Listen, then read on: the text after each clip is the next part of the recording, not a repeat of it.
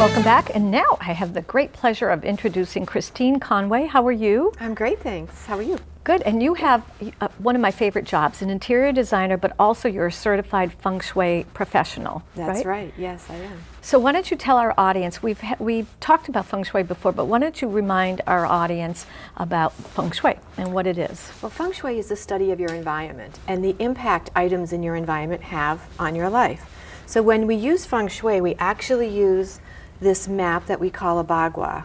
Okay, and they're going to focus right into that. So it's called a bagua. A bagua, okay. And that just simply means 8 sections. Okay. And what we do is we align this over your floor plan of your home, the first floor. And then this gives you the different life areas that you can balance the energy in to help achieve your goals. Okay, so before we turn it around, I wanted to ask you a couple of questions. Sure. Now, I know you were in the corporate world and then got an early retirement, so you were able to restart yourself all over with your career. I was. And how did you pick Feng Shui? Well, so back... Interior design. Yeah, back 12 years ago, I was in corporate, I was a business analyst, and I had just purchased my first home. And I thought, okay, what can I do on my own without, having to hire somebody to come in and help me redesign and do things in my space? So I was watching a home improvement show. And when I was watching this show, it was a show about Feng Shui. And they were moving some furniture and they were bringing some floor plants into the space. They were adding a wind chime to the front door and they were using some Feng Shui crystals. And then they interviewed this couple and they said that their relationship had re-blossomed again and they fell back in love and they were managing their business out of their home at the time. And they said that clients were just coming out of the woodwork since they've made these changes. So a story you told me because you came into my home was that once you fixed up your house with the romance as a theme to change the energy, what happened? Now listen to this. Okay, so 3 months after I changed and added the romance area of my home and added Feng Shui items into that space, I met my husband.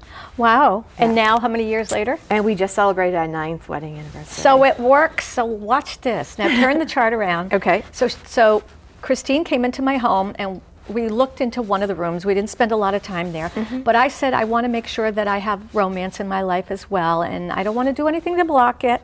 So you went in and you made some changes. But first of all, when you walk into a room, show where the entrance is. So the entrance coming in will be on one of these 3 life areas. So what you do is you basically stand in front of your house or at the entrance of a room, and you lay this out over that. So okay, so you went into my living room and you held it, and when you looked into my living room, we looked at it through where that arrow is. Right, and so the relationship area, when you're looking at your first floor or your room, is always the back right-hand section. Okay. Okay, and it's not just a little tiny corner. You're breaking your house out into 3 equal parts. Okay. So it could be a good-sized room. So we found your romance corner. We did, and guess what? There was one single chair there, and you said, look, don't you want anybody else in there? So we ended up switching my love seat over there and moving the chair someplace else. Yeah, how appropriate. Put a love seat in your romance section. We'll have to come back and I'll report in a few months. Yes. Yeah. And then we took care of my wealth area because, I want to continue being successful. That's right. We put a little purple there because purple represents wealth. Right.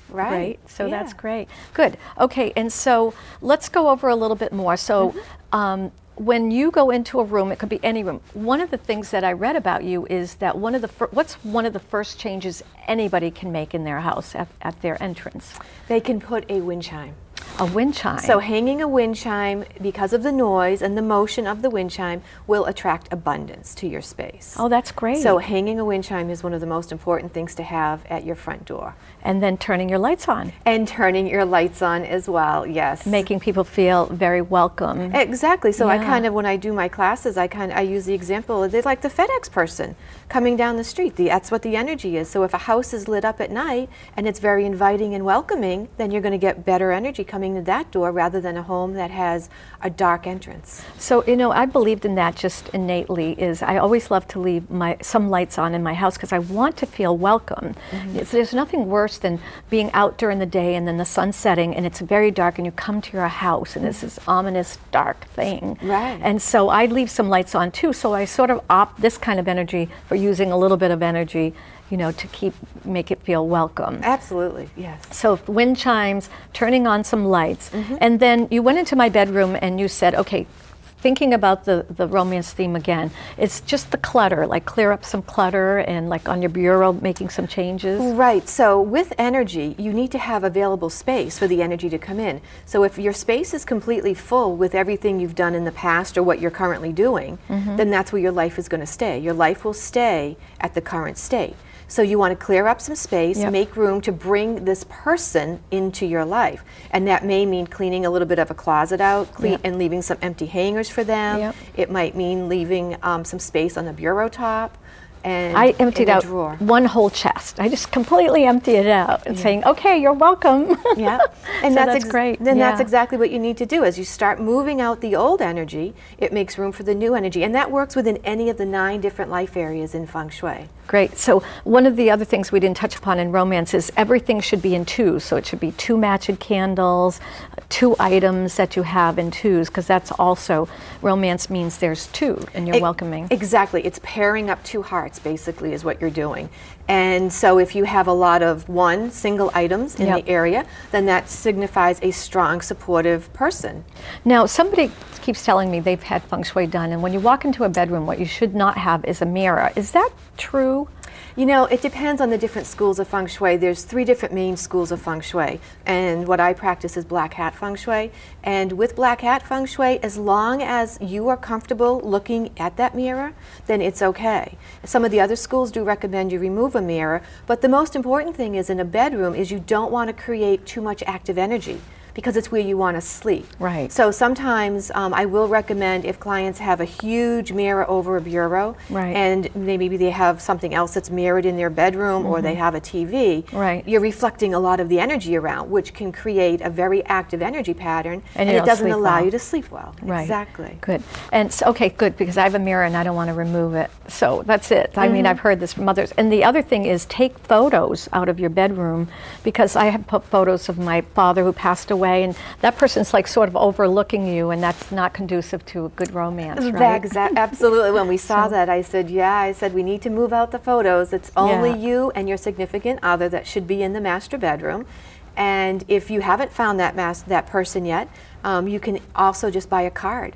A romantic card that you would like to present to someone or receive from someone. Great. And then that would have that romantic flavor that would be in your romance area or in your bedroom. Wow, a whole lifetime of knowledge we did in a few minutes. But again, Christine Conway, and your website's popping up as we are, and people can get in touch with you and you can go and consult with them. I would love it. That's great. Thank you so much. Thank you. And we'll be right back. So that was